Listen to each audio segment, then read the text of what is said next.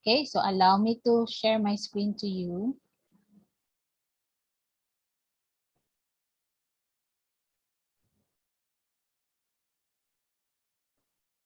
And for this afternoon, we'll be discussing heat transfer outside various geometries. Convective heat transfer, that is. Or specifically, still it's under forced convective heat transfer. But this time, we will consider the geometries of the material. Now, you may wonder why in the previous problems, we did not consider the geometries of the material in which our fluid is flowing inside or outside of. Okay, the answer to that will be presented on the next slide. So let me check if this can be presented in a manner. Okay, so better. Now, the fluid here is flowing through completely immersed bodies.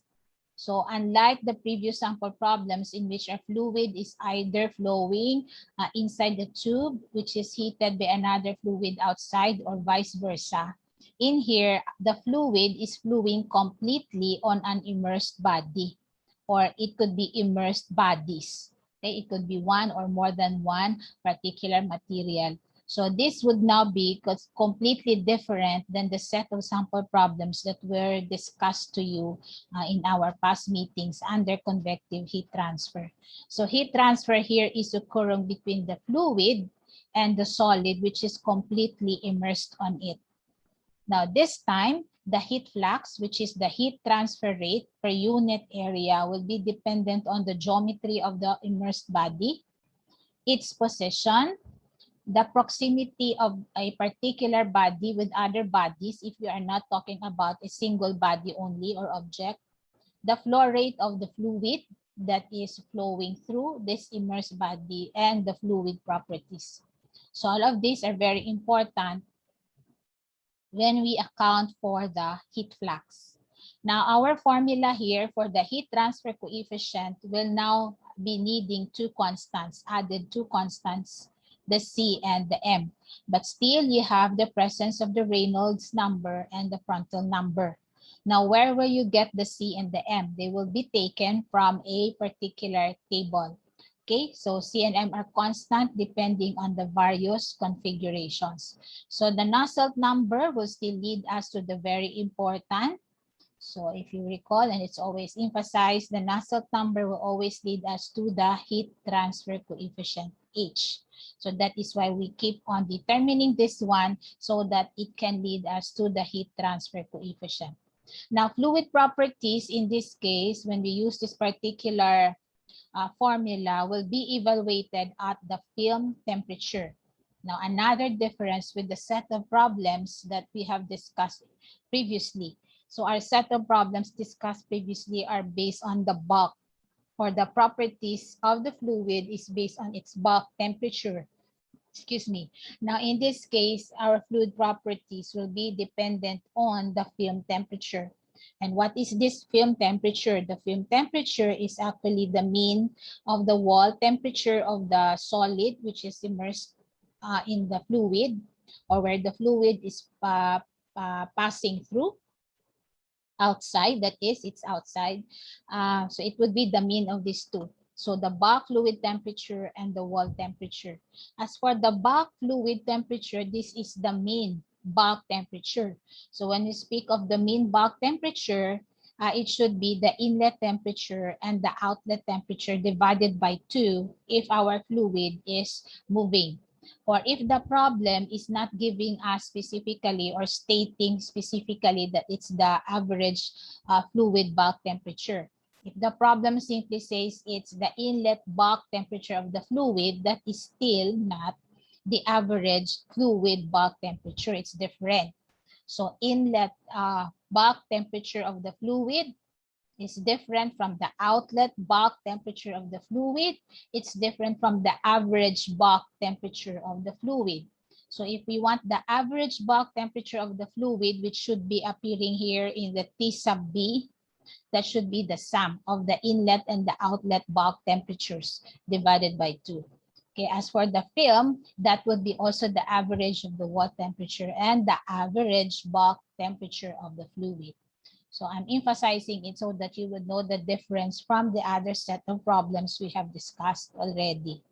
Now, velocity V that will be used in determining Reynolds number to establish the flow regime is the free stream velocity of the fluid approaching the object. So meaning it's not in the disturbed state yet, as in the fluid is just free to flow towards the object that is completely submerged on it.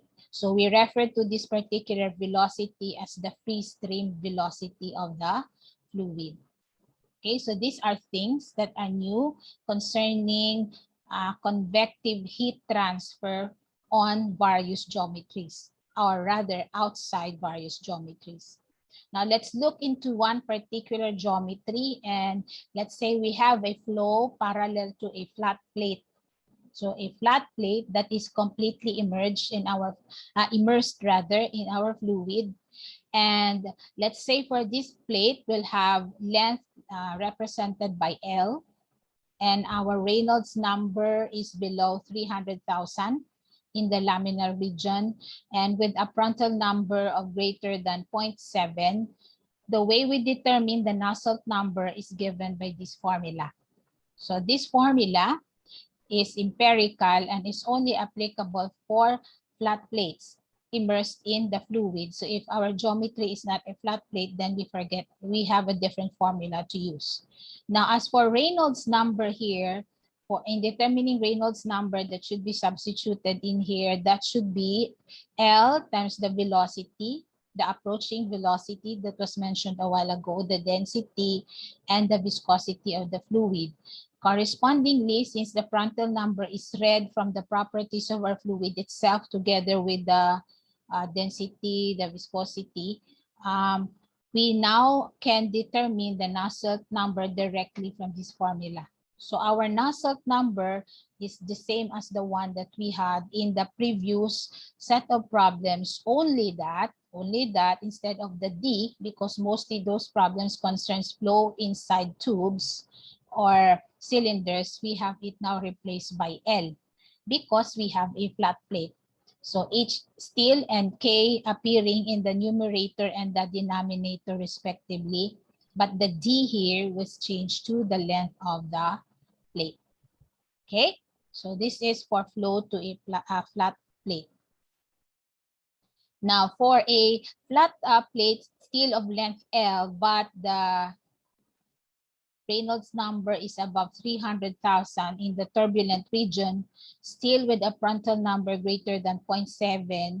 Our formula is quite similar than the previous one, except for the exponent in which our Reynolds number is raised to, and for the constant that is being pre-multiplied to the product of the Reynolds number and the Prandtl number. So if I will go back to that particular page, this one is 0.5 and this one is 0.664. So we change it for turbulent flow. We change the constant to 0.0366 and the exponent of the Reynolds number to 0.8. Now there's a note here that flow will be turbulent even if our Reynolds number is below the 300,000 that is stated here for it to be laminar flow for a flat plate. So it can still be turbulent when the plate is rough.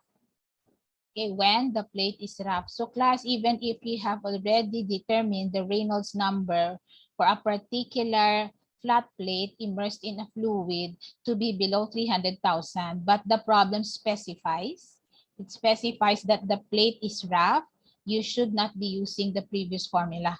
Hindi niya mga formula gamitan nyo. Even though Reynolds number flow under the laminar region, you have to use this particular formula. And the corresponding Nusselt number here would still be equated to the same formula, which is HL over K. Okay, so again, if the problem specifies that your plate is rough, and then you check the region in which your fluid will be classified under is laminar, so you may think you will use the previous formula, which is this one, to use this. You still have to use this particular formula. Why? Because if it's a flat plate, even if your Reynolds number falls below the laminar region category, it is still considered to be turbulent, or you are still to consider it as turbulent flow. Okay, so that's for the flat plate. So now we go to our simple sample problem on the illustration of how we determine the required information using the empirical equations presented to you. So in this sample problem, you are given a smooth, so take note and specify again, a smooth, flat, thin fin of copper extending out from a tube. So imagine it that you have a copper tube that has fins, and these fins are in the form of thin, smooth, flat copper plates. So the tube is 51 mm out from a tube is 51 mm by 51 mm square. This one is not referring to the dimension of the tube, but rather as to the dimension of these fins that extends out of your copper tubes. So try to imagine you have a tube, and then I hope you can imagine what a fin is. It's an extension outside the tube. So if you have a cylinder like this, these are flat plates extending on that particular tube. So this fin has this particular dimension. Now the temperature is approximately uniform at 82.2 degrees Celsius. This should not have an apostrophe. So its temperature, referring to the fin, has this temperature, 82.2 degrees Celsius. So cooling air is at 15.6 degrees Celsius and 1 atmosphere absolute, which is flowing parallel to the fin at a velocity of 12.2 meters per second.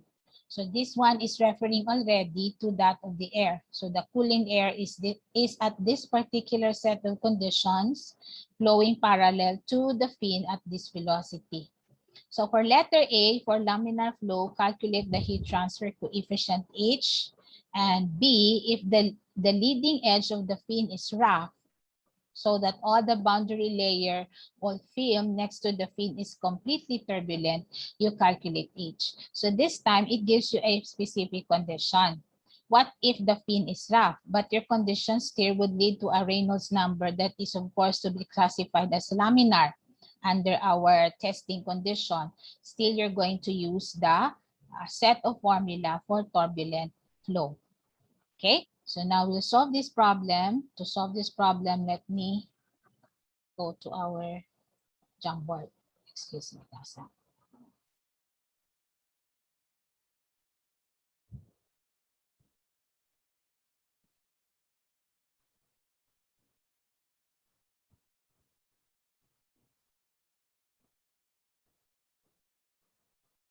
Okay. So we'll start with the given in this problem, that problem that we just solved. So we're talking of a flat plate. So let me just open that part of the book so I can get out the given information.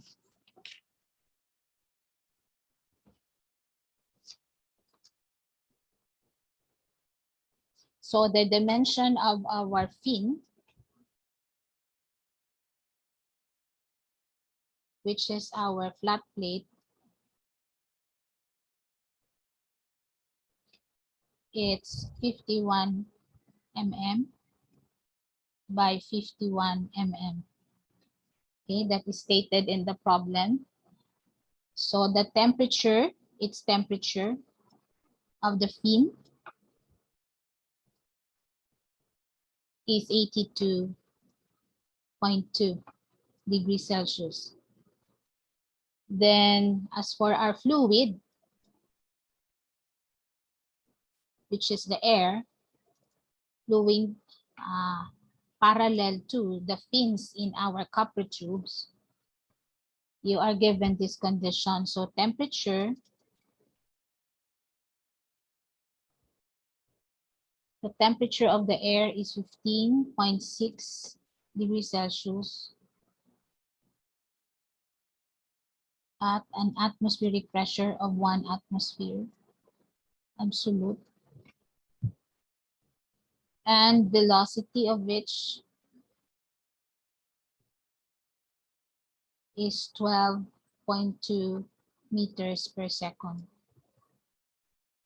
So the first statement gives us the dimensions of the fin that is extending from our copper tubes. Then it gives us its temperature.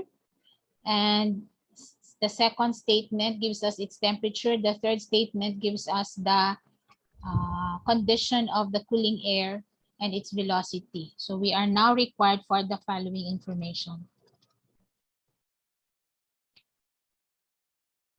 So letter A,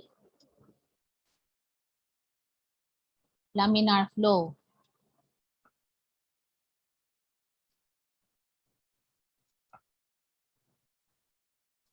You are to determine H. And for letter B, I've read already the problem. If we have a rough surface, then it would be turbulent flow. The same set of condition as this one, but it's now considered as turbulent flow.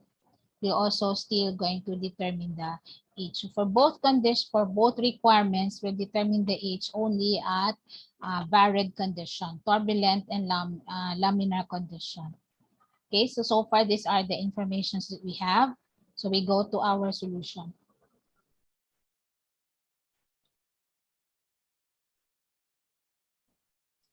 So remember, you are to determine the H, okay, both in letter A and in letter B. So we'll start with A, wherein it's laminar. So if it's laminar, you have to recall the formula, which would lead you to the H, which is the Nusselt number, is HL over the K, and this is equal to. So based on what I have shown to you a while ago in the slide, so at this condition, your formula for the Nusselt number would be, this is laminar, 0.664, NRE raised to 0.5. Then we have the Prandtl number raised to 1/3. So I'd just like to write 0.33. So from here we can get the H. We will determine what are known and what we need to find pa. So it's really vital, class, that we need to get the properties of our fluid, because we need it in our Reynolds number, and we need it also here in the thermal conductivity constant. So your fluid, so if you recall a while ago in the first page, I wrote that we are given air. So our fluid is air. So you're going to get from the appropriate property tables the following properties of air. So for air,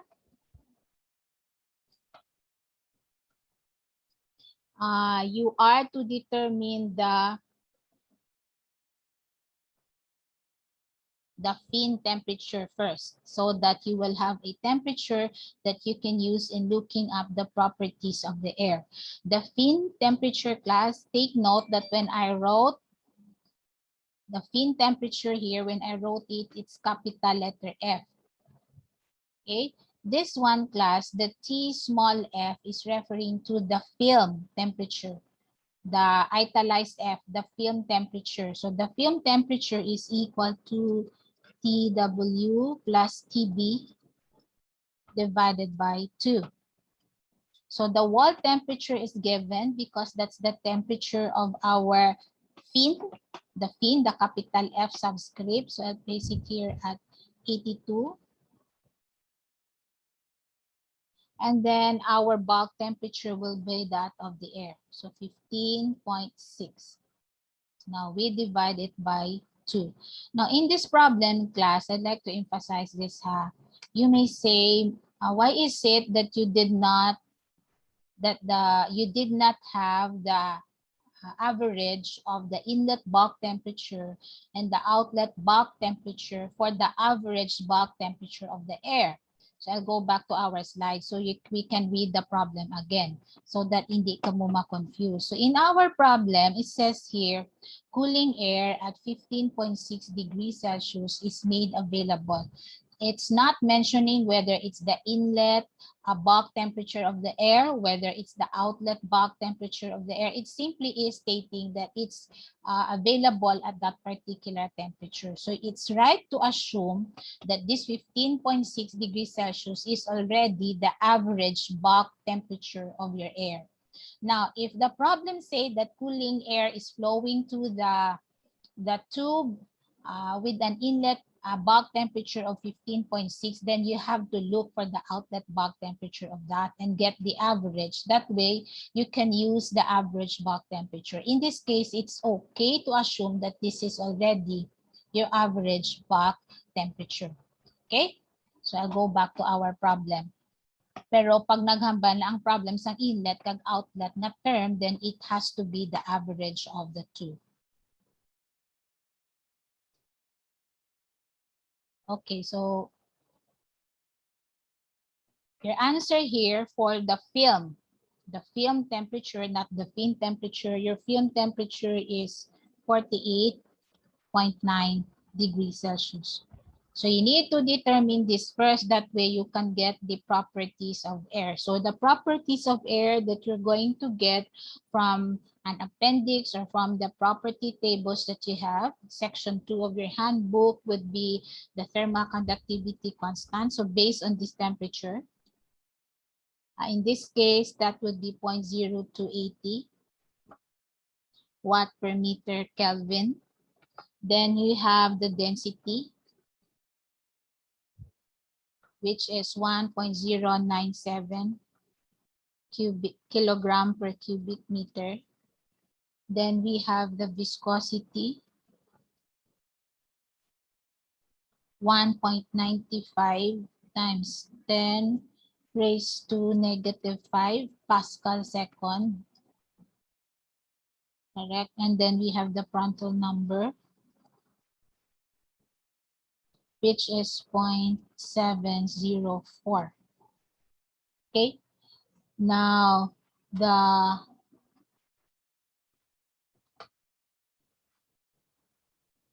Reynolds number in this case can be solved, and the Prandtl number. Okay, let me check. Now, for the length that is given, class, this is in mm. So we need to convert that in meters. So I'd like to place here the length.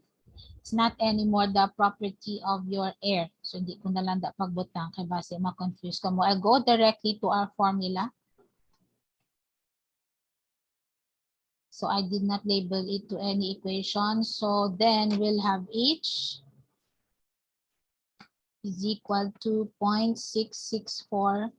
Now we will use now the Reynolds number formula that was introduced to you in the slide. So I'll place here. So what's the Reynolds number that I gave to you in the slide? That would be the what? We have, what's the Reynolds number formula that I'm going to use here? Did you remember? Yeah, we have L V rho over mu. So we raise it to 0.5. Let me check because I'm forgetful. Is it LV? It's correct. So that's your Reynolds number. Your Prandtl number is read from the table. So this would be 0.33. So I have already placed here the H. So this one will have the K in this side, and everything will be divided by, you have H, L, so you have K, and it will be divided by L. Okay, now I will substitute everything. So 0.644. So you have here point, so it's 51 mm, so 0.51. Your velocity,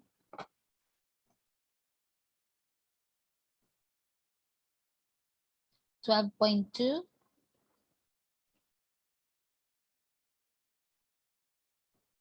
And then your density,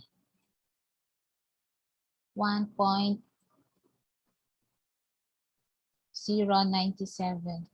This will be divided by mu, 1.95.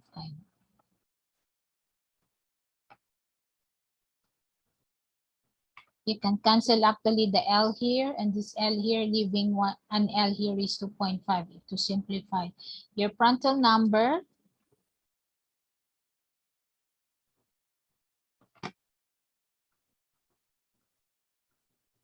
B raised to 0.33. Then we have the thermal conductivity, 0.0280.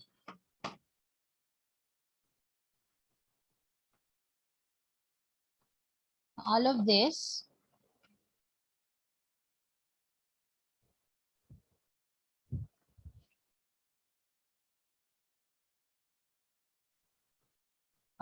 we will divide by the L, which is 0.051. So this will give you an H value of 60.7 watt per square meter Kelvin. So this is for our letter A. Okay. If it's letter B, we just change the constant. So it's actually direct substitution to the formula as long as you have the properties already. So for letter B, you still have H, and you have here the L, and you have here the K, and you have here the constant. So if it's turbulent, the formula for turbulent is, let me check on the PowerPoint na lang.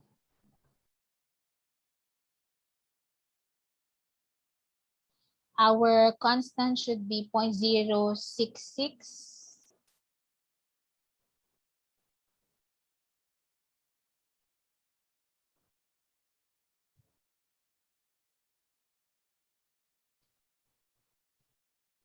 Why I'm not going back to the weight class?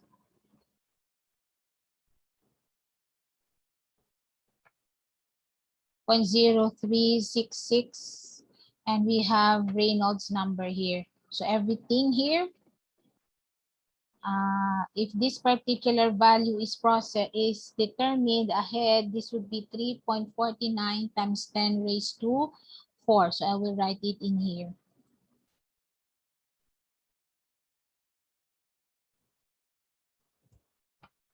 Raised to 4. But instead of raising these two in the previous, we have raised it to 0.5. If it's turbulent, this one is raised to 0.8. And then same frontal number, 0.704. And same exponent to which it's going to be raised. Okay? This K is the same K, so I will erase it and substitute the values na lang. This is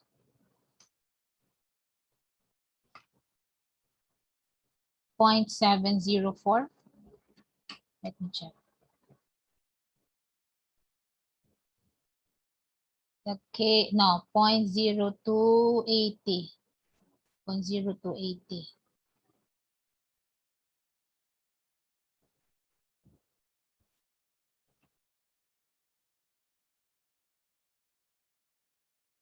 And we'll change this length. We'll just substitute the length, which is 0.051. So we expect that our, of course, our heat transfer coefficient here will be higher. So in here, your heat transfer coefficient is 77.2 watt per square meter Kelvin. So this one is turbulent flow because our fin is rough. The first one is only 60. If it's laminar, your heat transfer coefficient is just 60.7. Okay. So the only difference so far of this particular problem with the previous problems that we solved is we have to determine the film temperature. It's the film temperature that we're using to get the properties of our fluid. Unlike the previous problems discussed, wherein we're using the fluid bulk temperature. Okay? Then it's just all about the formula, knowing what formula to use and what properties you're going to substitute on the parameters that appear in the formula. So this is for convective heat transfer on a flat plate. Now we go back to our slide and continue.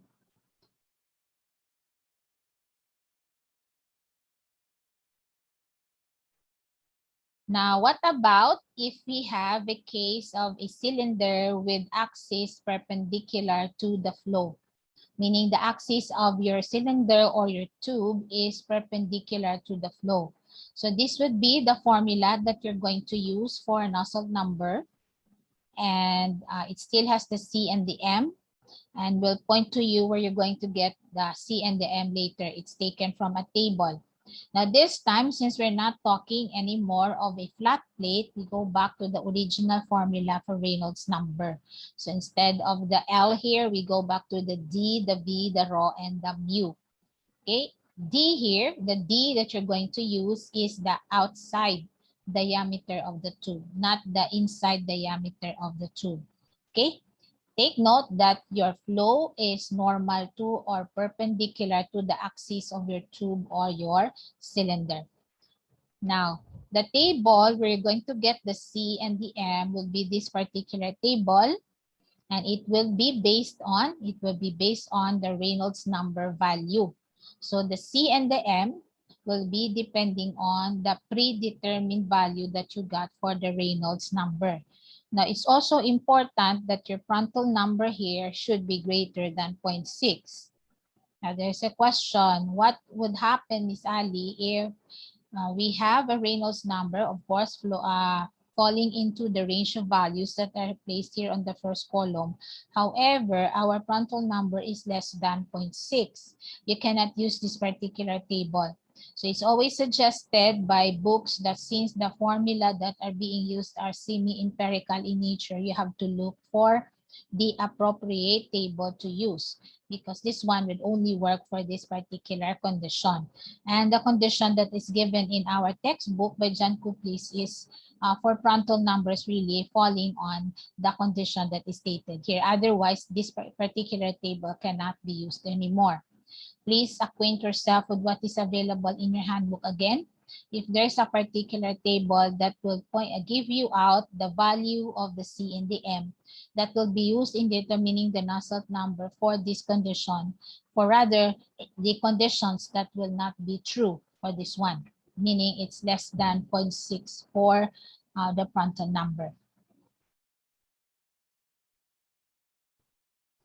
Now, for flow past single sphere, so there are spheres that are immersed in fluid, the heating fluid or in the cooling fluid, depends on what's the purpose of the heat transfer. So for this flow past single spheres, isa lang kabilog ng sphere, your Nusselt number should be determined using this particular formula, 2.0 plus 0.6. Then the product again of the Reynolds number and the Prandtl number. This one is actually quite similar to the laminar condition for the flat plate, only that of course the constant is different. It's also raised to 0.5 for Reynolds number and raised to 1/3 for the Prandtl number. In here class, it's important that we adhere to this particular condition, meaning this should be conformed. So this is for Reynolds number from 1 to 70,000. So this formula will only be good for this condition, Reynolds number 1 to 70,000, and a Prandtl number of 0.6 to 400. So if these two does not fall, these two values does not fall on this range of value, these two rather dimensionless numbers does not have values that falls on the range of values here, then you cannot use this particular formula. Okay, now, so we'll have this sample problem for the sphere, okay, immersed in a fluid. So at 1 atmosphere absolute pressure and 15.6 degrees Celsius temperature, air is flowing at the velocity of 12.2 meters per second past a sphere having a diameter of 51 mm and an average surface temperature of 82.2 degrees Celsius. So you are to determine the heat transfer coefficient again. So determine the heat transfer coefficient. So we'll go back to our board.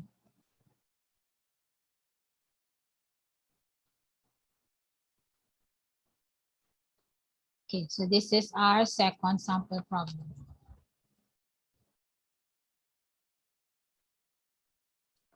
And in here, we're given a sphere. Okay, wherein air is flowing past through. Okay, I'll get the given in here from our problem. So our fluid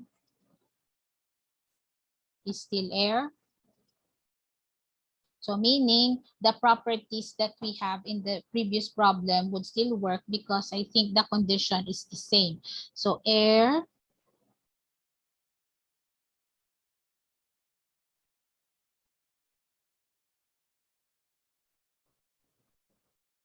at 1 atmospheric pressure, absolute, and a temperature of 15.6.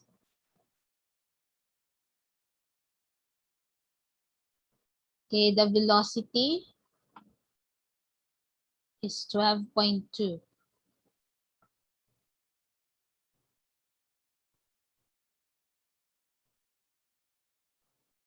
So the diameter of our sphere for this one,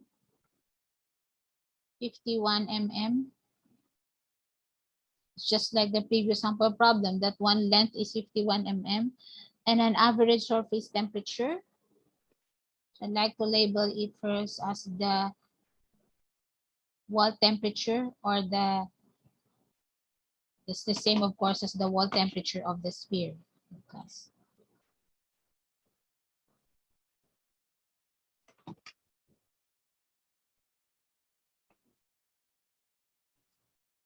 so this one, it's 82.2 degrees Celsius.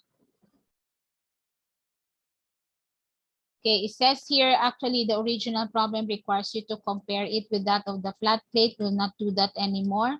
So we'll just determine directly here the heat transfer coefficient.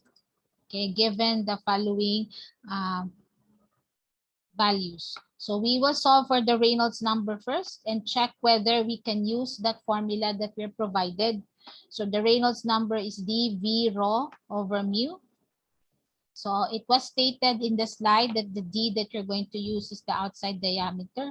The problem did not say that the diameter is the inner diameter, so meaning our sphere is a solid. So we'll have here 0.051 in meters for our diameter of the sphere. Then we have velocity, 12.2. The density class, since we're given air at 15.6, and it's the same as our previous sample problem. Let me go back to that.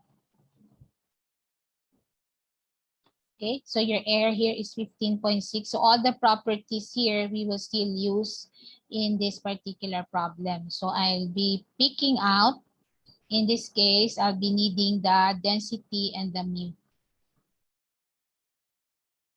So 1.097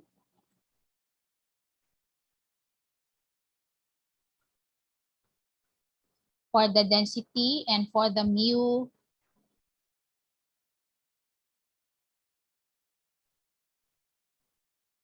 1.95 times 10 raised to negative 5.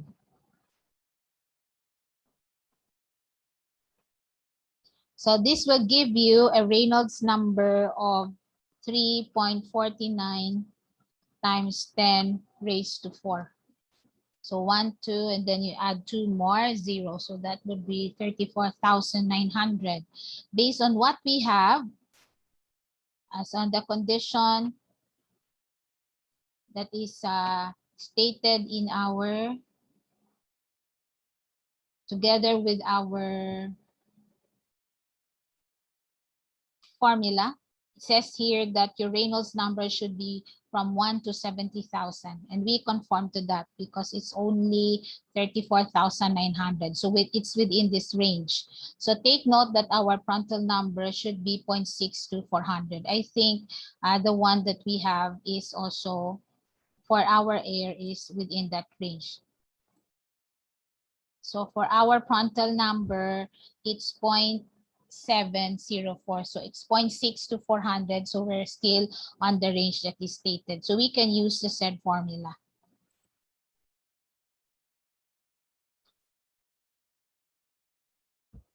Okay, so we have the NRE already. So we can find the H. So our H in this case will be the NU, the NNU that we have in our slide. So that would be point, wait class. I'm not sure if it's point two, it's 2.0. So I think I'm still there.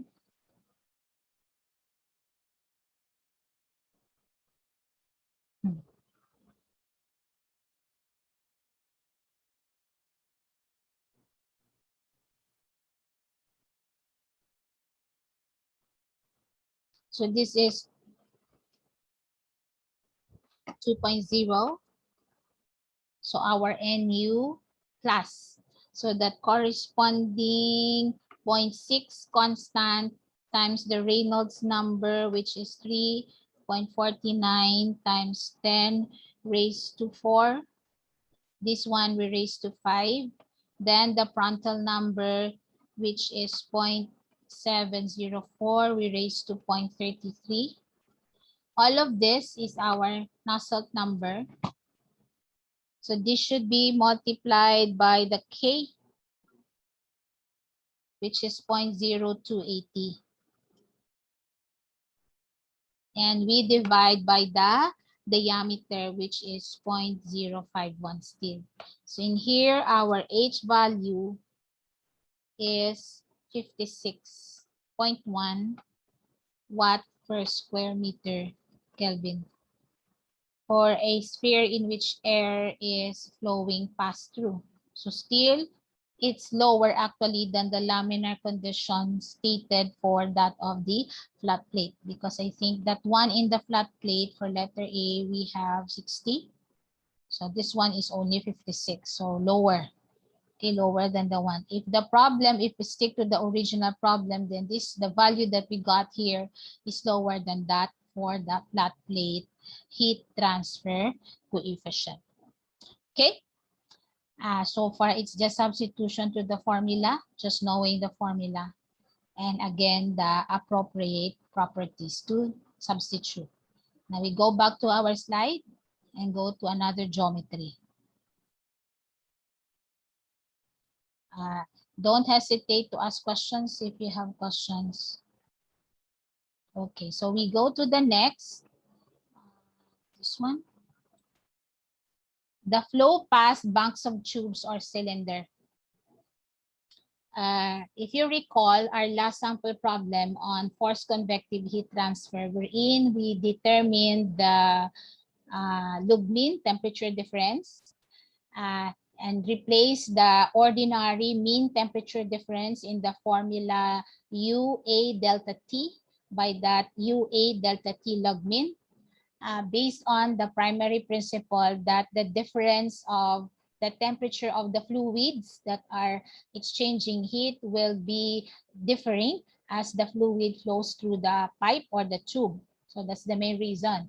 The delta T is not constant, so there's a corresponding profile for the delta T for the two different conditions. So this is just a review. So one condition is when we have counter current flow, and the other condition is when we have co-current or parallel flow. But that is in the case class of a fluid that is either heating or cooling another fluid inside the tube when the flow is parallel to the tube. So what do I mean by that? If this is your tube and there's a fluid flowing inside your tube, the fluid that is cooling or heating the fluid inside the tube is flowing parallel to it.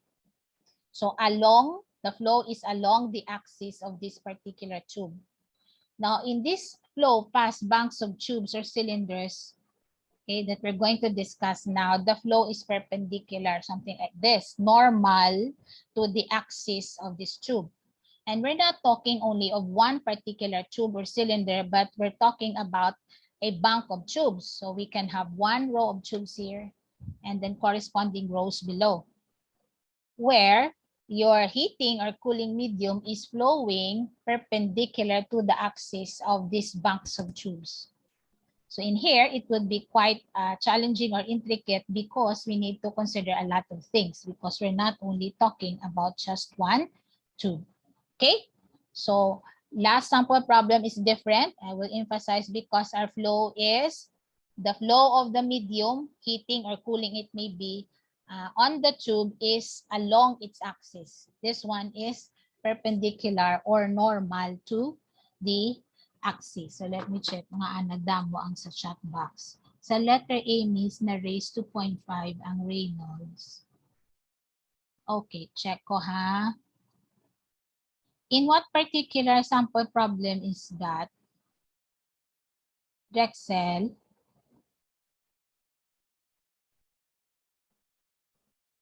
Ang first sample problem, flat plate.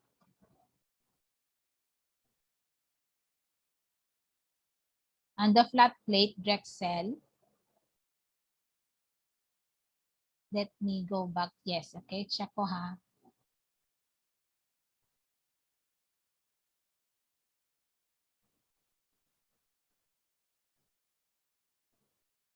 Yes. Okay. I miss writing the 0.5 here in a hurry because I thought you will just be able to follow through. Anyway, it has to be raised to 0.5 Drexel because the formula says so. So it should be raised to 0.5. Is this the one that you're asking? Okay. So are you okay now? So it should be raised to 0.5. The values I'm substituting, Drexel, is taken from our book because it's actually a sample problem. I use the sample problem. Are you okay already?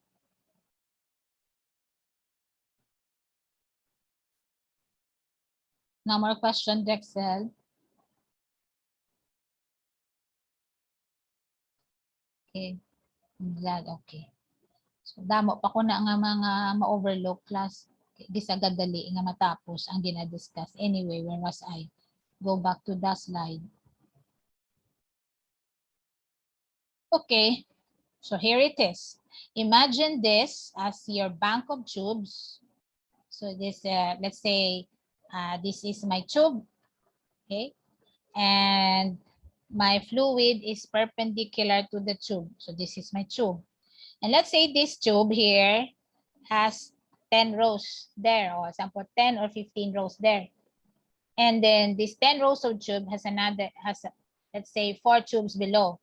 So that constitutes a bank of tubes, not just one row, like this one tube, and then you have, let's say, 5 tubes here. That's just one row of tubes. But when we speak of banks of tubes, you have the rows, and you have this particular number of rows below it. That will make it now a bank of tubes. So in here, it's like this one. So these are your tubes, or these are your cylinders, and this is the flow. Okay, the axis of your cylinder is like you're going to view this one. How am I going to explain this? You're going to view the circles that you're seeing as like this, the way it's shown to you, and the flow is like this. Okay, perpendicular to the axis. It's like you have one row here. I have one tube here. Then I have, let's say, several tubes here. So that's just one row of tubes. But I can have another number of tubes here. So that will now constitute a rectangular or a bundle of tubes. As mentioned here, a rectangular arrangement of tubes in a bundle. Okay. The SN here, the SN here is the distance between the centers of these two tubes. The SP is the distance between these two tubes. So this one, SN, N here class represents normal to the flow. So this one is your tube 1, this one is your tube 2. So your flow is normal to it. So the distance of the center of this tube and another tube here is SN. Now, if I have another set of tubes here following this first set of tubes that I have here, then the arrangement of the tubes in here would be, in terms of their distances of their centers, will be parallel to this flow. So that is why you get to see this SP. Distance of the centers of the tube parallel to the flow. Distance of the centers of the tube normal to the flow. Okay, your letter A is for inline tube rows. Inline. So, nakaisa sila kalinya. This one is staggered tube rows. So, staggered ang arrangement. Though naka-alternate siya class. So, I have two tubes here. Then the next two tubes are not supposed to be dapat ang arrangements sang sininga dasun nga tube diri man. Kag diri pero hindi. Ang center na sini sang dasun nga tube is in between the two centers of this first two. So this one is staggered tube rows already. But still, the arrangement of your bundle of tubes is such that its axis or their axis is normal to the direction of the flow. Now, the D would be, the capital D would be the outer diameter of the tubes. And your SN minus D, I think you know fully well your solid mensuration that is, or your plane geometry. If this is SN, center to center, then this distance edge to edge would be the center to center distance minus the diameter. Why minus the diameter? Because this one is 1 radius and this is 1 radius. So have the two, that would be the diameter. Of course, we're thinking of a bundle of tubes which are similar. Hindi pwedeng lain-lain sila tsura or lain-lain configurations. Dapat pala real dimensions and everything. So this is your SN minus D. So this one is inline to the flow. So this is the arrangement. This one is staggered tube rows. So ini siya ang arrangement niya nakalinya gid sila, iniya hindi. O isa sila kalinya, tani kung mag-isa sila kalinya sa simple lang, diri ni siya ang isa ka tube, but ini siya subong ari na di. And then you have this one. So staggered siya, hindi siya pareho sini na palareho square 3 by 3, iniya hindi. Okay? Now, if we have this case, then we have to know the different tables that we are to use in finding the C and the M. So a while ago, I mentioned about the C and the M class. This is the C and the M here. This is in the case when you have only one tube, not a bundle of tubes. So mas simply imo life if you're just given a cylinder or one tube. But if you have a bundle of tubes, you're still going to consider the C and the M, but you're going to get it from a different table. Now, for Reynolds number on the range 2,000 to 40,000, and for tube rows greater than 10, your tube rows is greater than 10, number of tube rows like this one. This is my tube. I should have greater than 10 rows here. This is my flow. So if that would be the case, and the ratio of the SN to D and SP to D is 1.25, this is where you're going to get the C and the M that you will use in the formula. Okay, that you will use in the formula. That was shown to you in here. Where is that formula that has the C and the M? This one. Okay.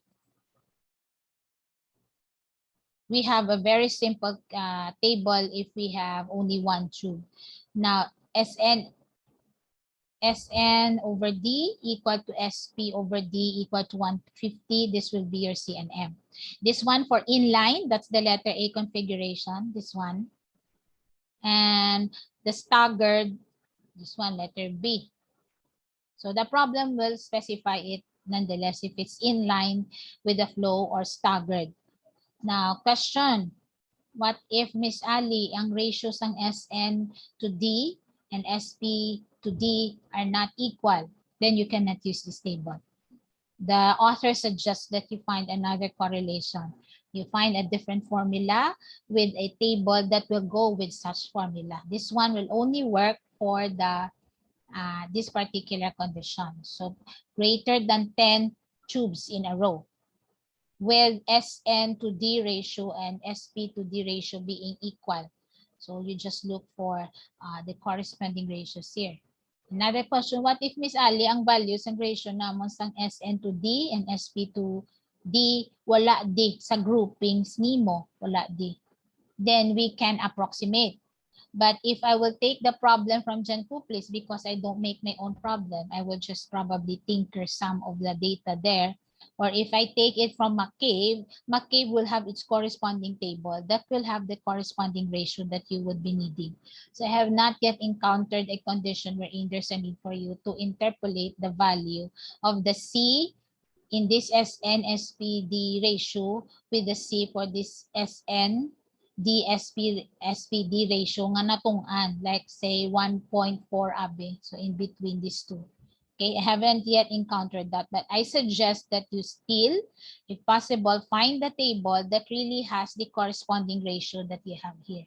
Knowing that if these are empirical, if our formulas are empirical, the data, we are not sure, we're not certain that they are all linear. The relationships are all linear. I think it was pointed out to you in your statistics or in whatever subject that may be, that interpolation or extrapolation only work if relationships of data are linear. If not, they are just but approximations. So how crude they are from the real values, we do not know. Okay, so we use this for Reynolds number on the range 2,000 to 40,000 and for tube rows greater than 10. Okay, Miss Ali, our Reynolds number falls on this particular range of values. What if our tube rows is less than 10? Okay, there's a corresponding corrective table for that. So a correction factor for less than 10 rows of tubes. So let's say, for example, you only have 6 rows of tubes. So ang imo answer nga nakuha, whatever is your answer for this one, in here, using the greater than 10 rows of tubes, you will multiply here by the corresponding decimal. That is if your tubes are in staggered arrangement. This one is for inline tubes. Okay, there's a sample problem. The sample problem that I'll be talking in a while will be using this table as well and this one, wherein the row of tubes will, let's say, for example, not equal or not greater than 10, because this one is only for greater than, it says here, for more than 10 transverse rows. So if it's less than 10 transverse rows, then we need to have a correction, this one. Okay? Again. So any question for now before we go to this last sample problem and we're done with forced convection? Okay, ma'am. Sige, let me read the problem.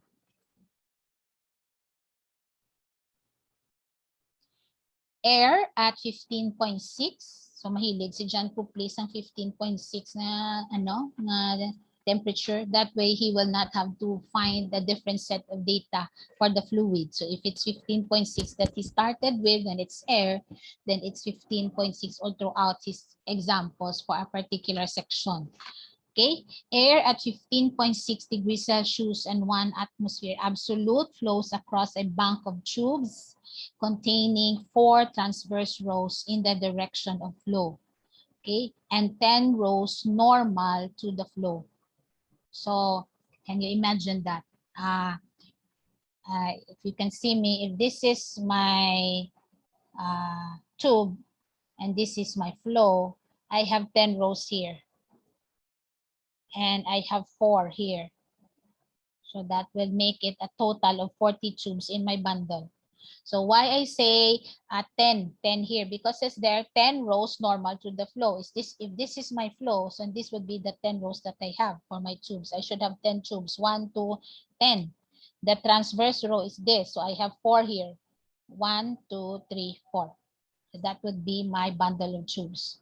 Arranged in this manner that I have pointed out, but the flow of air is like this to my bundle of tubes, perpendicular, okay, to their axis. So let me go back. So the velocity of air is 7.62 meters per second, and this is its velocity as it approaches the bank of tubes. The tube surfaces are maintained at 57.2 degrees Celsius. The outside diameter of the tubes is 25.4 mm, and the tubes are inline to the flow. So the configuration of the arrangement of the tube in comparison to the flow is inline, okay, not staggered. what's the other arrangement? Yeah, staggered. The spacing S sub n of the tube's normal to the flow is 38.1 millimeters, and SP is also 38.1 parallel to the flow. So for a 0.305 meter length of the tube bank, so I have here my tube. The length of this tube is 0.305 meters. I have 10 of that in here, and I have 4 in here. So that you can visualize it. Calculate the heat transfer rate. Okay.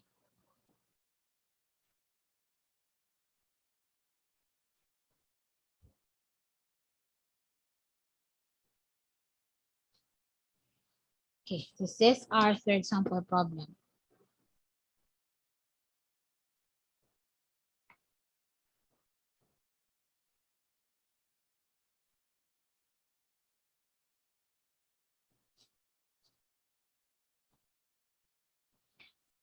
Okay, fluid.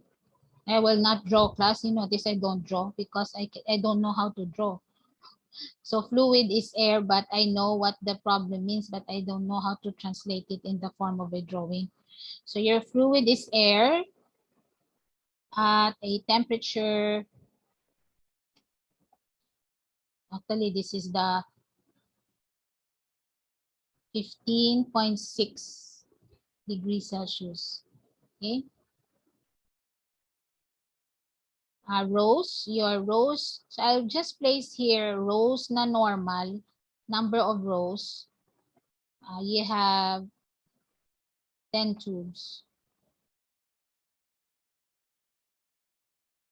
And rows parallel, this would be 4 tubes.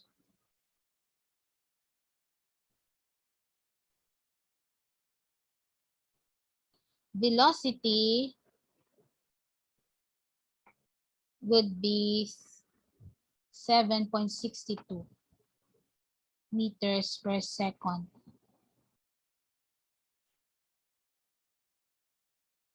Tube surfaces,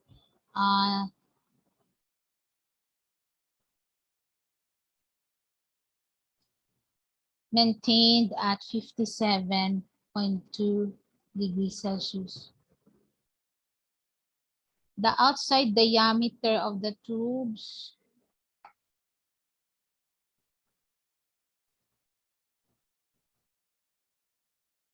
(25.4 mm). Inline. Configuration of flow.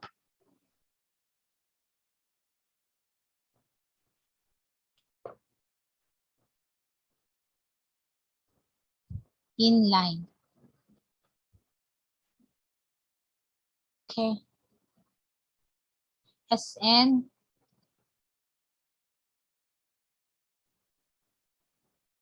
38.1 mm. SP,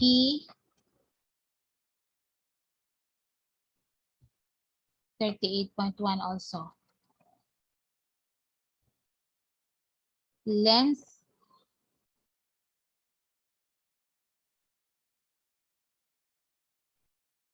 meter. Okay. Okay.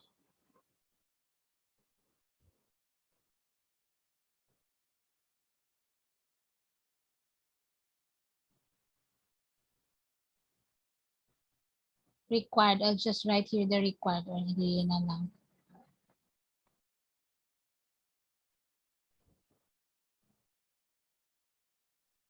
You are to determine the heat transfer rate. So that would be the Q.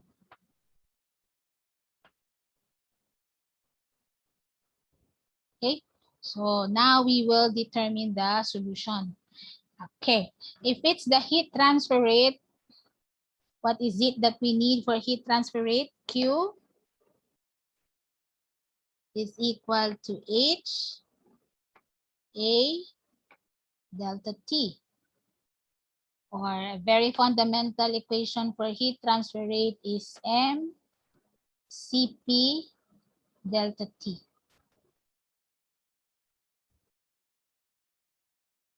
Now, we will not use the UA delta T here, delta T log mean, because our flow is normal to the bank of tubes. It's not along the axis of the tube itself.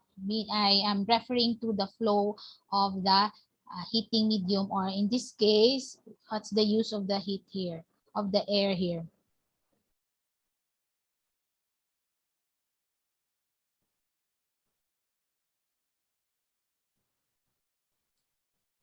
But it's not mentioned what's the purpose of the air in this case, but our tube walls are to be maintained at 57.2 and the air at 15.6 degrees Celsius and 1 atmosphere absolute flows across a bank of this tube. So that's just the thing that is mentioned there.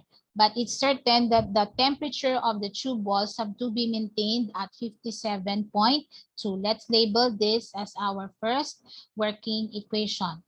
Now, if we need the properties of air, that way we can determine this one, the very important H. We need the very important H. So if we need the properties of our fluid, then we need to know its bulk temperature. So what is the bulk temperature of our fluid? So it is suggested here, class. It is suggested only, although I had a different way of estimating the outlet bulk temperature of the air. I will read to you the statement that will tell you why is there a need for you to estimate the outlet bulk temperature of the air as it leaves the tube banks. Okay?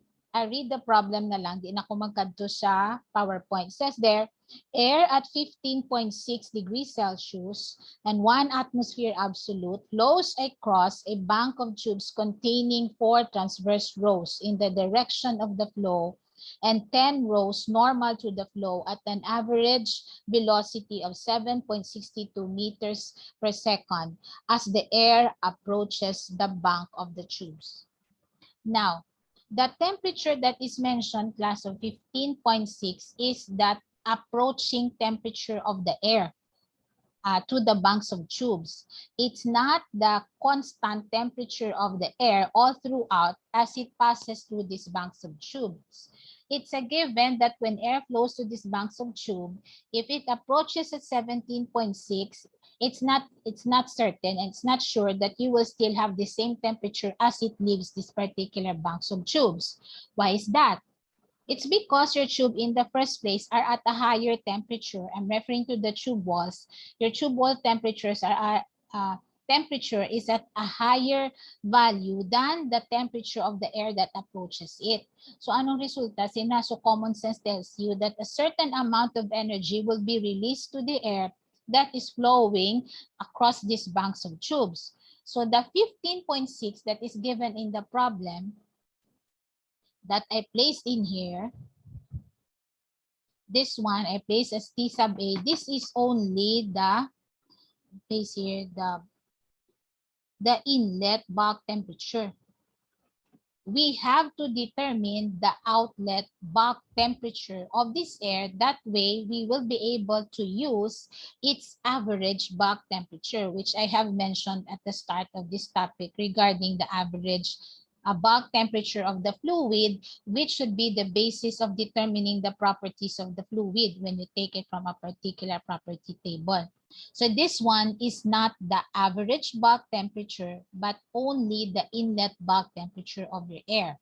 Now, how are you going to, let's say, approximate the value of the outlet bulk temperature, knowing that the surface of your tubes are at this particular temperature? When I did solve this problem before, just looking into the values that John Kuplis is providing, that way I can double check if what I'm doing is correct. The way I did it, class, is this one.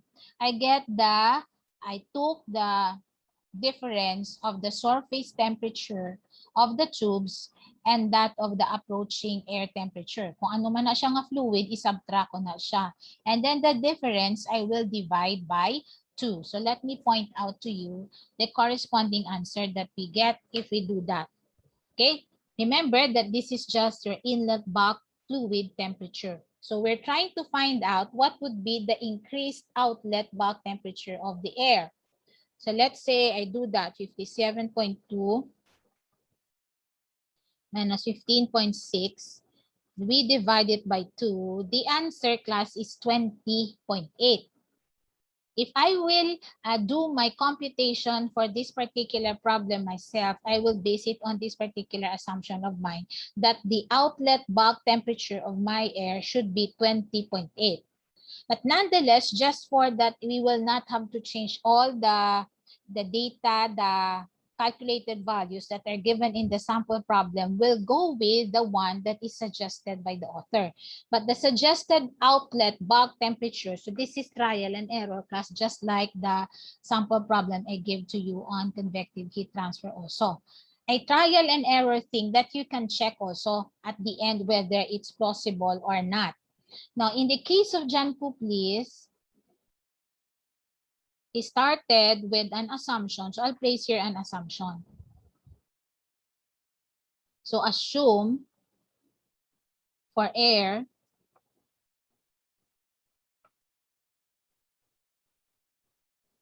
an outlet bulk temperature of 21.1. It was not mentioned, class, what's the basis of this assumption? Basta 21.1 lang.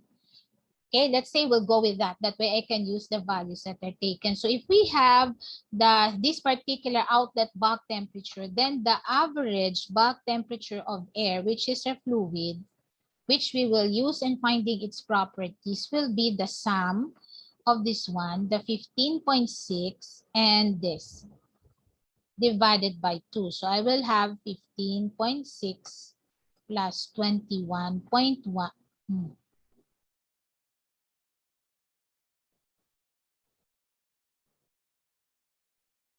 21.1, and we divide it by 2.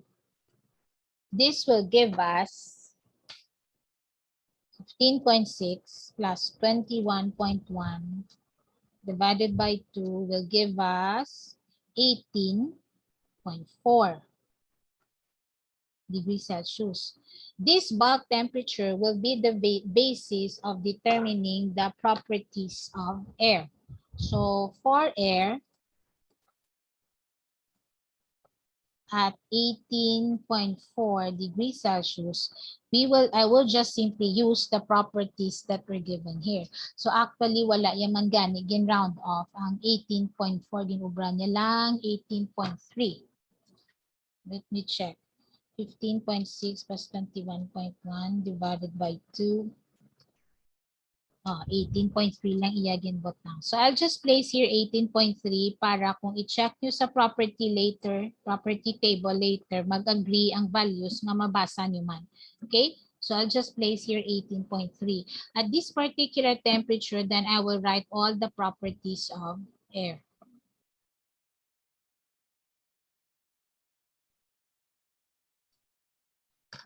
So I will have now the properties of air. I will just place it here.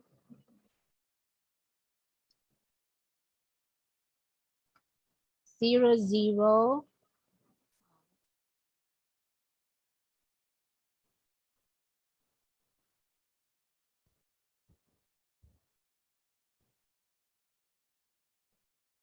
0.02, 700 watt per meter Kelvin. Then we have the CP. I just placed here the CP because we'll be using it later for the MCP delta T formula in checking for this assumed outlet bulk temperature. So the CP is 1.0048 joule per kilogram Kelvin. Then we have the Prandtl number 0.705, and we have the density of 1.137 kilogram per cubic meter. Okay, and then of course the mu, I hope this would still fit, 1.9 times 10 raised to negative 5. So you have Pascal seconds. Now, if we'll get our, from these particular values, we'll get our Reynolds number. The Miss, Reynolds number, excuse me. yes. Ang properties, miss, hindi to siya sa 37.7. Bali after niya kwa ang average ka ba nagwa pag siya film temperature. Wait lang. Hala, I've overlooked that one. So after the bulk temperature of our air, nagwa pagid siya sang film temperature. Correct. Because our properties, thank you for that, Jericho, the properties of our fluid should be based on the film temperature. Just like sang sugod-sugod, gid sang sininga topic wherein the properties are based on the film temperature. In this case, I will have an insertion here, ha? Dali ko na lang ibutang. You need to determine the film temperature, just like our first sample problem, wherein you're going to get the average of the bulk temperature and the wall temperature of our tubes. In this case, that's 57.2. 57.2, and we divide it by 2. This is very important. I missed this one out. So you have to get the value of the film temperature, and that would be the basis of the properties of your fluid. So I will change this one. So this should be equal to that value there. Okay. So this will be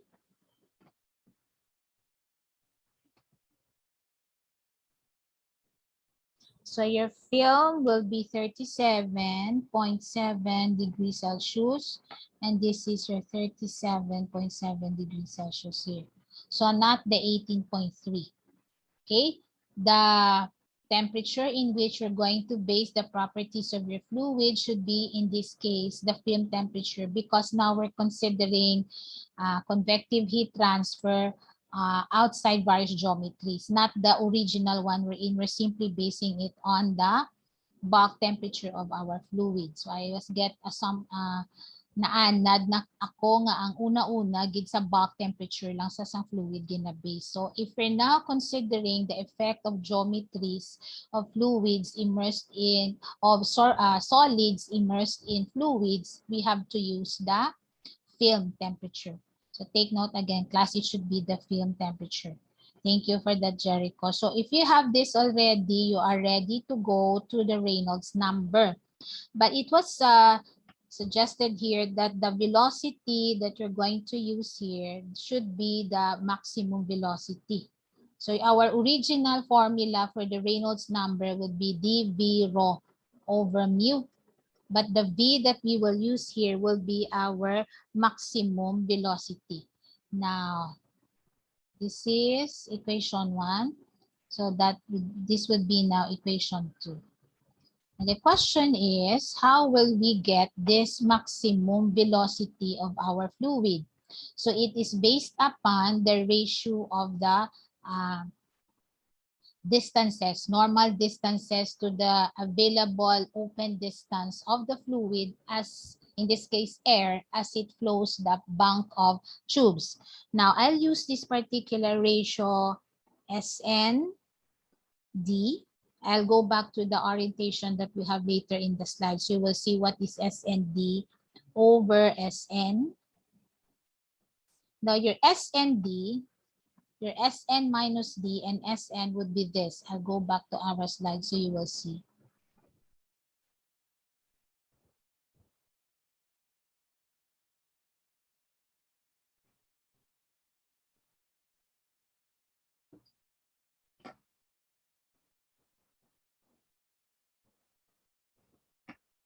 This is your SN, the entire distance there, center to center distance.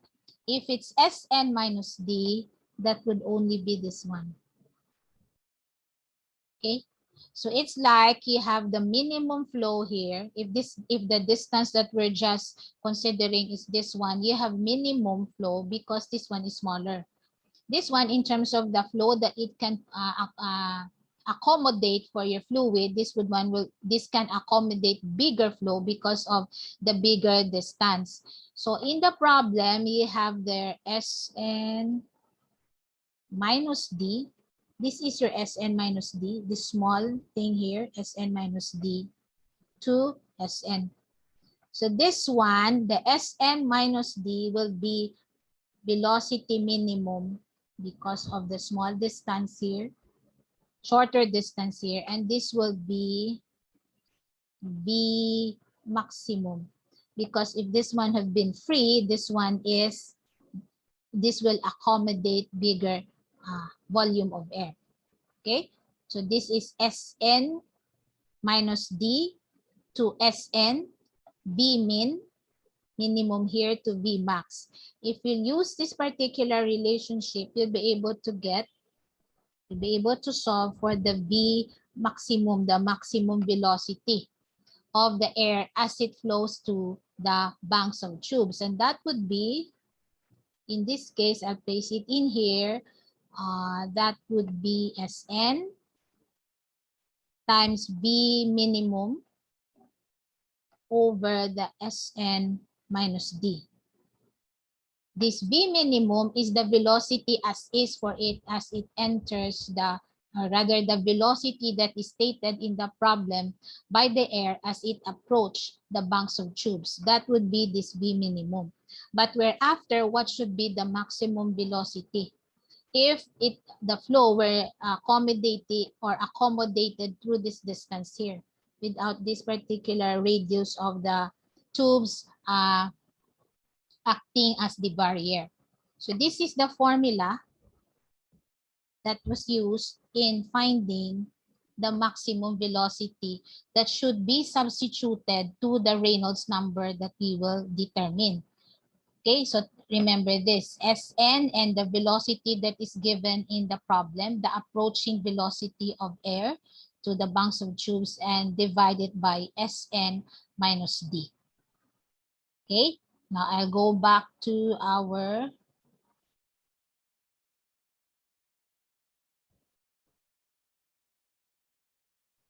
board. So I have that. So this is V minimum as I have shown a while ago, and this is V maximum. This V minimum is the given velocity, the 7.62. And we're after the V maximum. And then we'll get the value of the Sn and the D as well. 38.1. The D is 25.4. So we have here 0.381 minus 0.254, converting the mm to meters, so 0.381. Wait.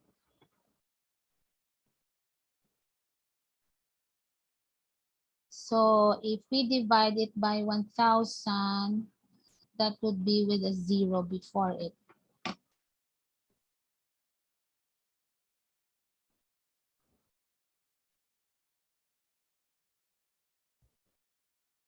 Actually, kay ratio lang man siya, class. There's no need for you to convert, by the way. Kay ratio man siya gali gyapon. So 0.0381 minus 0.025, 0.0381. Okay, so if you don't need to convert because you have same units in the numerator and in the denominator. In here, kindly check my values if I missed something. So your V maximum will be, I'll just get it from what's provided in here, 22.86. So that would be meters per second. This would be the maximum velocity that you will substitute for your Reynolds number. So from 2, your Reynolds number now, you can have here 0.025 V maximum of 22.86, a density. So the density, again, that is based on the film temperature, not the bulk temperature. 1.137. And we have the mu, 1.90 times 10 raised to negative 5. This will give you a Reynolds number of 3.47 times 10 raised to 4. Now, this Reynolds number is pwede sa formula nga gin-state sa range ng values ng Reynolds in the, I'll go back to the slide.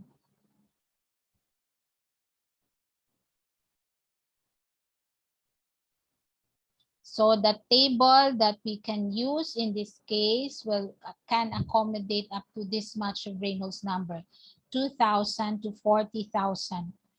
This one is for tube rows greater than 10. Okay.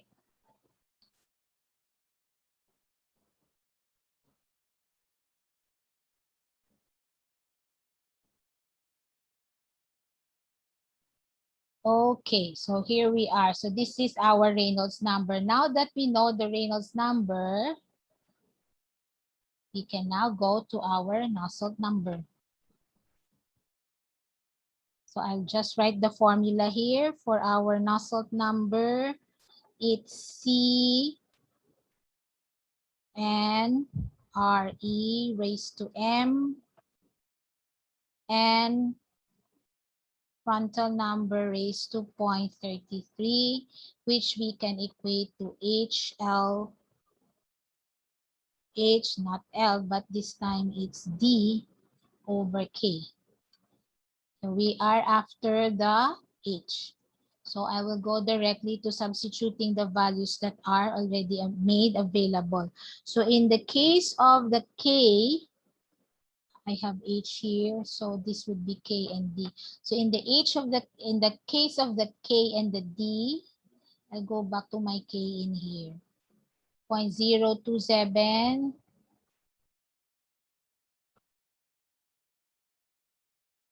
The diameter, which is 0.025.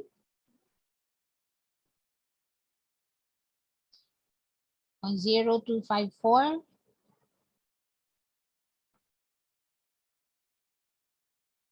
This is already class mentally transferring this one in here and the D in here. Okay, and then I will have the C and all of this. Then your C will be taken from the table. So your C from the table, I need to go back to the PowerPoint. I'll get the C and the M then.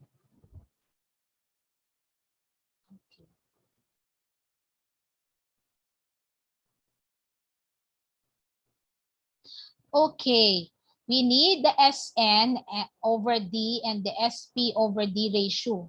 Okay, I'll just compute it here so that we will not keep on going back. Your SN to D is actually equal to SP to D because these two are the same. So the problem gives us that it's 38.1. So we'll have your 38.1 ratio to 25.4. Now the value of these two, I'll just get it from in here, is 1.5. So the C value in line flow, you get it on the second group of values in here. The C value is 0.278 and 0.620.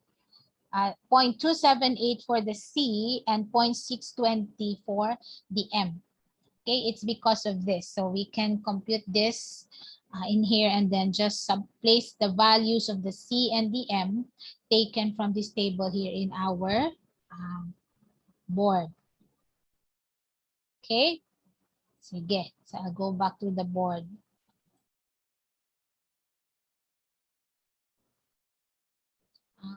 We'll have the C. I'll copy the C. It's 0.278. I'll just put a note later there. Then your Reynolds number, 3.47.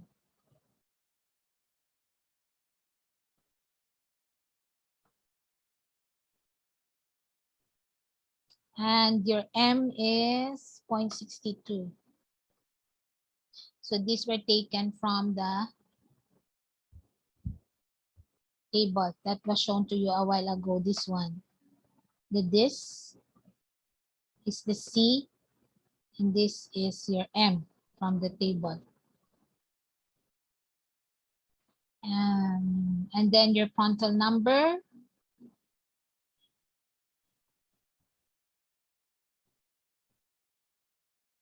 0.705.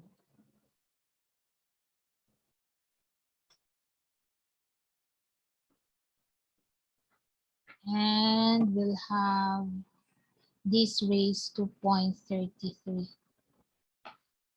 So your H, your heat transfer coefficient here, which is very important in determining the heat transfer rate, is 171.8 watt per square meter Kelvin. Okay, this one was already shown to you. Where was that taken from? Okay, determine the C and the M based on the ratio of the S sub N to D and the S sub P to D, which should be equal. Now, with the H already, you can determine the Q based on this formula. Let me go back to our main formula. So this is already okay. We have the temperature actually, the delta T, but the thing is, we don't have the area. So what should be the area that we will be using in this case? So the area, we have 10 rows of tubes like this, 10 rows, and 4. So that would be a total of 40 tubes. So 40 tubes, then the corresponding area will be the lateral surface area of this tube. So pi times the diameter, which is 0.0254, times the length, which is 0.305.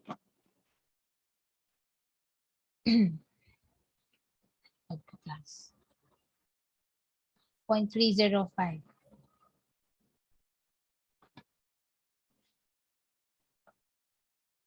So this will be our total area, 40 pi dl.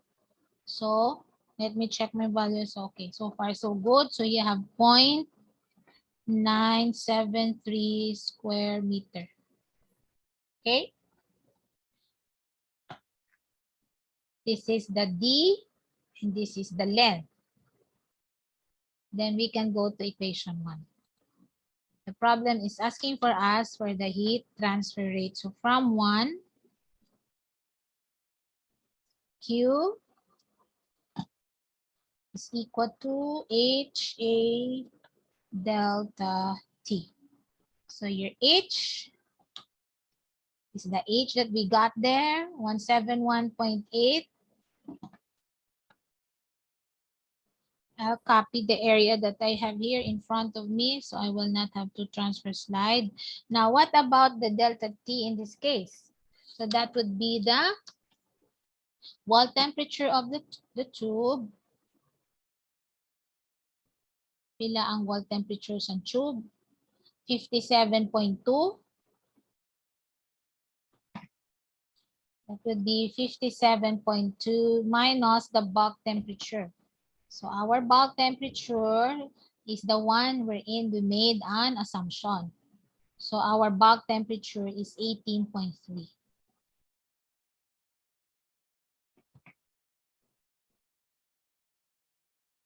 So you'll be getting an answer here, which is 5,852. Okay, the values might be rounded off or the decimal simply dropped off from the. So this is actually class RQ. This would have been the answer if we did not made in any assumption. But we did assume the outlet bulk temperature of the air. So how are we going to check whether that assumption is correct? Just like the problem that we discussed under convective heat transfer also, wherein we need to assume the outlet temperature of air. Okay, wherein we have air and water there. Now, we go back to equation 1. From 1 also, we have Q equal to mCp delta T. So we're talking about the heat transferred to air in this case. Okay.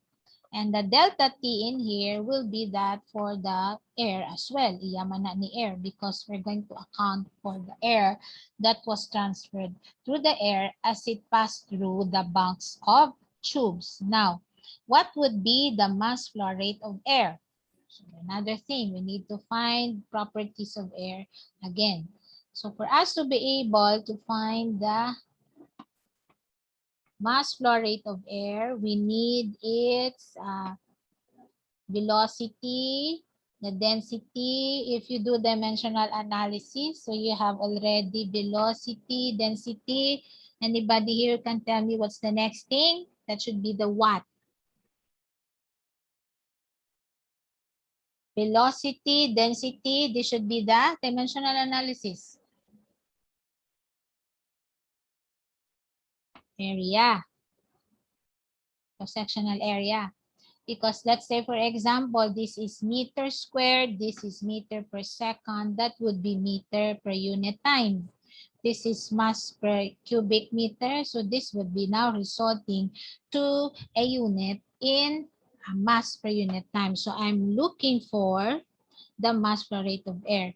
In this case, we need another property. We need to find the area, not the property, but rather the area in which air is going, the total area in which air is going to pass through. So I will just read the explanation here. That way I will not miss anything. So the total frontal area of the tube bank assembly, frontal area of 10 rows of each having 0.3 meter long lengths will be, so you have the area. So this is already class equation ano na ni. Okay, we need to go back to that equation 3.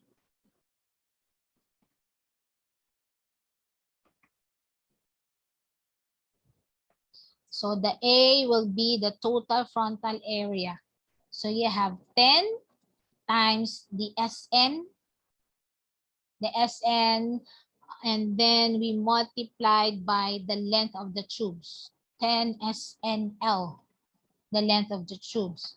So you have 10 times 0.0381, and the length of the tubes, which is 0.305. The frontal area, that's the area wherein your air is going to pass through. 10 times 0.0381 times 0.305 for the length of the tubes. So the total area in this case will be taken from our book is 0.1162. Now that would be the area that you're going to place here. Okay, so from 3,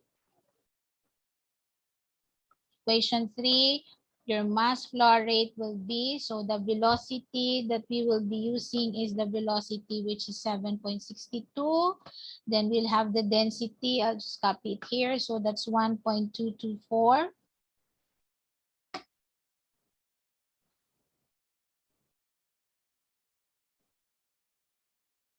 Now, why is the velocity not 1.137 in this case?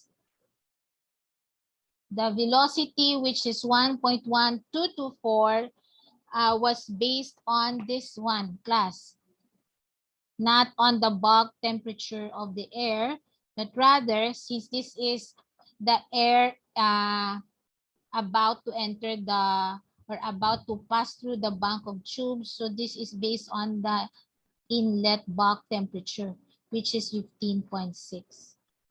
So kadamo sa i-consider na hindi kaya magamit sang density. That is why I have to go back here, because I recall that the density that you're going to use, that we have, is 1.137. That's based on the film density. Now, since we are after the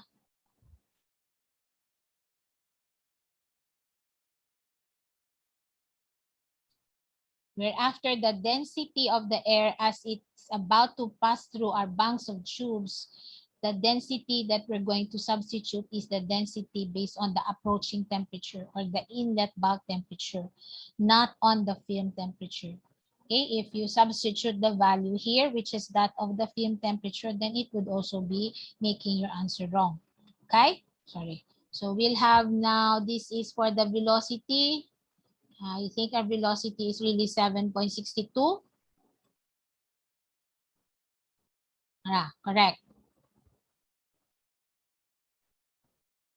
So this is your density based on this temperature and then the area.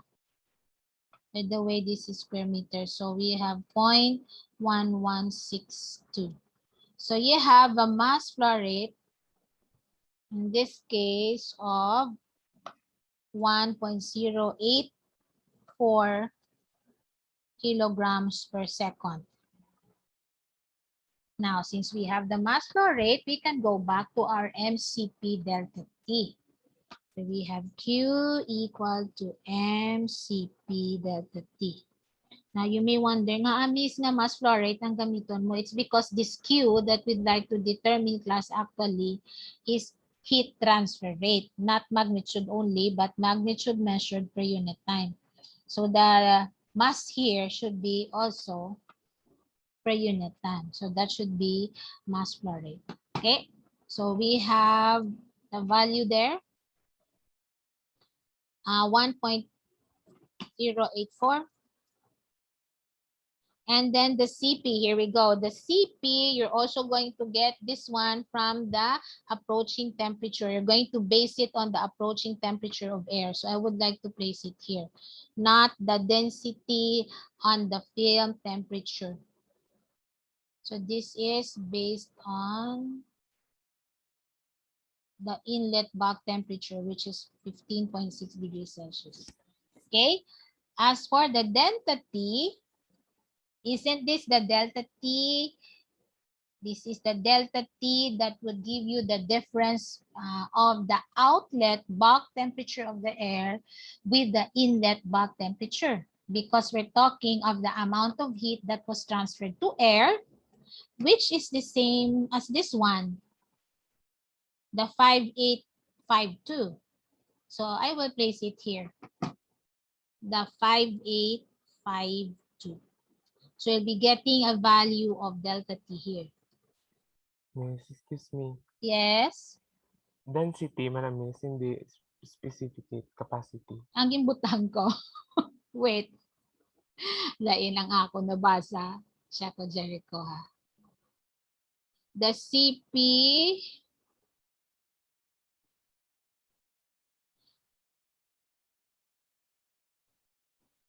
is 1 point, thank you, ang density ang ginkopya ko, not the CP. So this is 1.0048. Now, class, this 1.0048 is not based on this particular temperature, but rather the 18.3, which is the film temperature.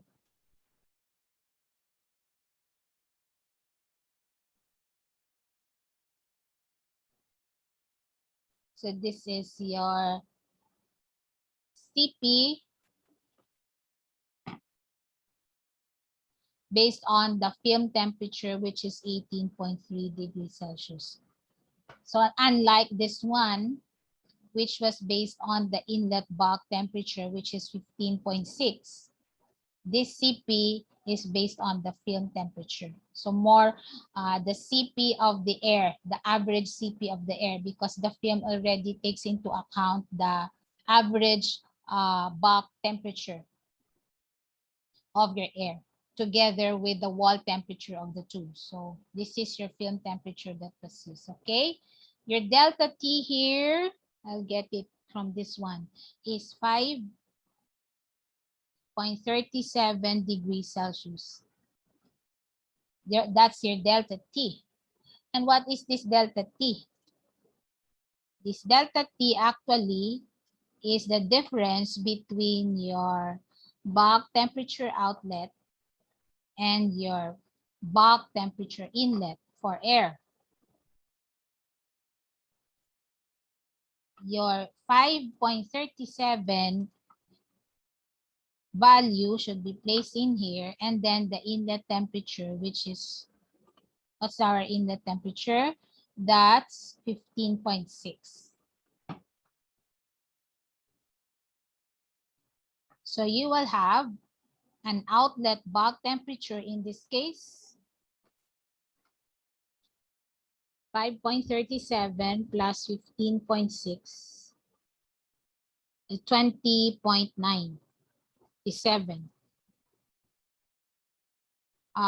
degrees Celsius. More or less, but actually not really the same as the initial bulk temperature that was assumed. This is our assumed outlet bulk temperature for air. Okay, so you can do another, you can have another assumption. The one that I suggested, wherein you get the difference and divide by 2, you will be getting around 10 point something. If it's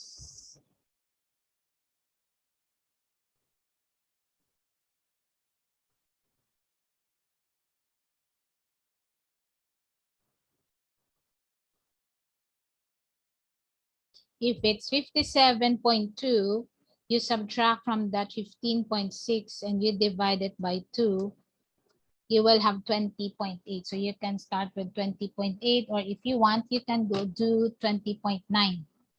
Then your answer would be really near this one, because the answer in here is 20.97. So if you would like to redo everything, a second trial normally would be enough. So you can assume, let's say for example, if this is 21.1 ang first assumption mo, you can assume maybe at 20.9 or 20.8. And more or less you will be getting an outlet temperature which is near that what you have assumed. So this part here, actually starting from this particular part until down to the last part here is the checking whether okay ning imo answer na Q. Whether this one is acceptable, because this one is based on an assumed outlet bulk temperature for air. In this case, class, in this particular problem, if you had that particular assumption and this is the answer and this is the one that you had assumed, your error in this case, let's see.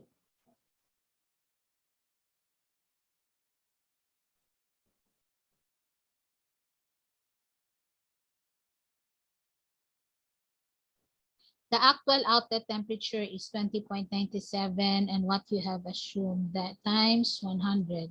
So it's giving around a 0.6 error, 21.1 minus 20.97 divided by 20.97 times 100.